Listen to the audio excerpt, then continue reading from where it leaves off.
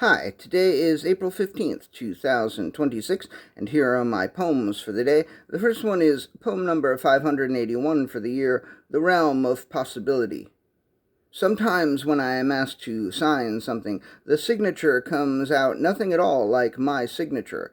Recently, it came out not even looking like English, not even looking like letters. It literally came out looking like chicken scratch, or at least what I imagine chicken scratch looks like. It would be weird if they asked a chicken to scratch and it came out looking like my signature. And if you've ever seen my signature, you'd know that that's not entirely out of the realm of possibility. Poem number 582, The Kingdom of Impossibility.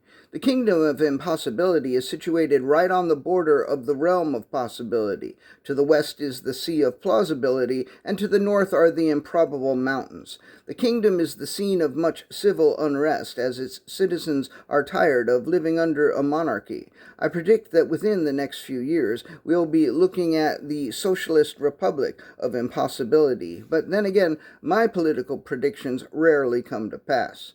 Poem number 583, The Sea of Plausibility.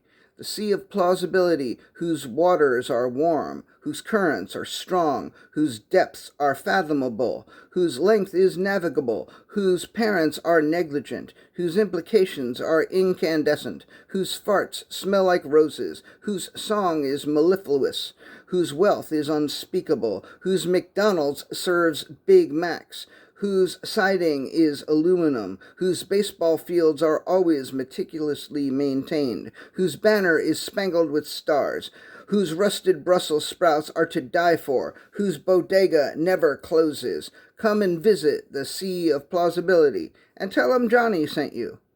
Poem number 584, The Improbable Mountains. The improbable mountains are not discernible. This may be because they are so far away or because they are not actually mountains. If one could get closer to them, one could better calibrate the probability that the mountains are actually mountains or establish with greater certainty that they are not mountains. Perhaps what looks like snowcaps are actually those little snowcap candies. If so, that would certainly increase the improbability that the improbable mountains are mountains. I'd kind of wish this question would be settled, but if the question were settled, then the name of the improbable mountains would have to be changed.